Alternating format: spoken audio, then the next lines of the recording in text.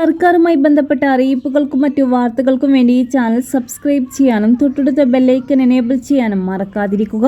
വിവാഹമോചനത്തിന് ശേഷം സ്ത്രീക്ക് ജീവനാംശമായി തുക തീരുമാനിക്കുന്നതിന് മുമ്പ് 8 കാര്യങ്ങൾ പരിശോധിക്കേണ്ടതുണ്ടെന്ന് സുപ്രീം കോടതി. പ്രവീൺ കുമാർ ജെയിൻ, അഞ്ജു ജെയിൻ ദമ്പതികളുടെ വിവാഹമോചന കേസ് പരിഗണിക്കവെയായിരുന്നു കോടതി നിർദ്ദേശം. വിവാഹമോചന കേസുകൾ പരിഗണിക്കവേ രാജ്യത്തുടനീളമുള്ള എല്ലാ കോടതികളും പരിഗണിക്കേണ്ട നിരവധി വ്യവസ്ഥകളും ഘടകങ്ങളും സുപ്രീം കോടതി വ്യക്തമാക്കി. പ്രവീൺ കുമാർ ജെയിനിന്റെ ഭാര്യയ്ക്ക് 5 കോടി രൂപ ജീവനാംശം നൽകാൻ ഉത്തരവിട്ട justice Vikram Nath, justice Prasanna V Varale എന്നിവരടങ്ങിയ ബെഞ്ച് വിവാഹമോചനത്തിന് ശേഷം സ്ത്രീക്ക് ജീവനാംശമായി തുക തീരുമാനിക്കുന്നതിന് മുമ്പ് 8 പോയിന്റുകൾ പരിഗണിക്കണമെന്നും നിർദ്ദേശിച്ചു.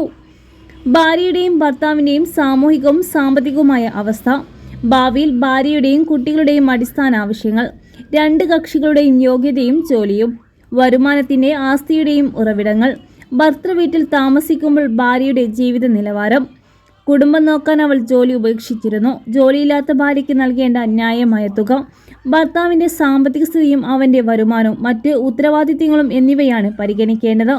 പ്രവീൺ കുമാർ ജെയിൻ, അഞ്ജു ജെയിൻ വിവാഹമോചന കേസിൽ വിധി പറയവേ മകന്റെ ജീവനാംശത്തിനും സാമ്പത്തിക ഭദ്രതയ്ക്കുമായി 1 കോടി രൂപ വകയിരുത്തേണ്ടത് ആവശ്യകതയും ബെഞ്ച് ചൂണ്ടിക്കാട്ടി.